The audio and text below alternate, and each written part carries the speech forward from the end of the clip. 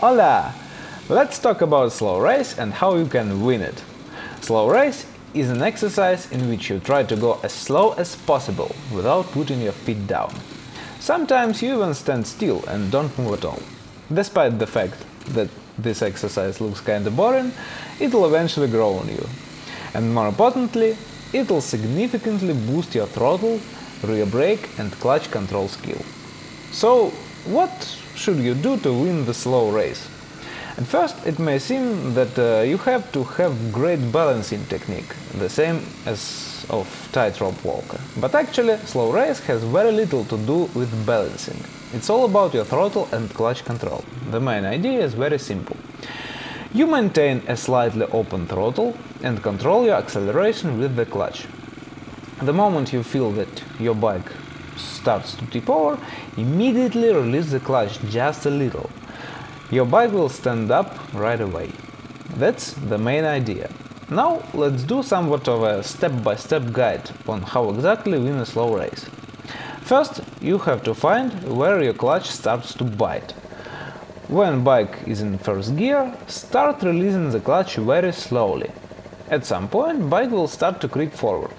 That's the engagement point of your clutch. Try to remember it very good. Next, give your bike just a little throttle and go slowly, approximately at the walking pace, with your clutch near the biting point. You don't need any brakes for now. Use just clutch and throttle. Now try to pull in clutch a little. Don't pull it in all the way, just a little. Your bike will start slowly decelerate. Now at some point it will go too slow and you'll feel like it's tipping over. Don't put your feet down and don't grab brakes. Just release the clutch a little and your bike will become stable again. Now, this is a very important moment. You have to really develop a reflex here. Once your bike feels unstable, release the clutch. That's it. Once you master that, try to slow down even more. Sometimes you even can completely stop for a moment. Remember to release the clutch to stabilize the bike. Don't put your feet down. When you become proficient with the clutch, you can start adding rear brake. The trick to rear brake is that you need very little pressure on it. If you have to really brake hard to stop the bike, you are not pulling the clutch enough. This way you can fry your clutch plates really fast, so make sure that you brake very lightly. With added rear brake, you should be able to make a complete stop for a second or two once in a while. Again, I can't stress this enough. Your rear brake pressure should be very light. You just help the bike to stop a little faster, that's all. The main work is still on the clutch. Now, when you are comfortable with that, you should be already very good at slow race exercise. Now it's time for icing on the cake.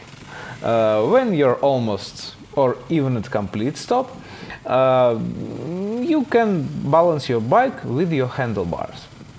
Notice these short front wheel movements which I make when I stop.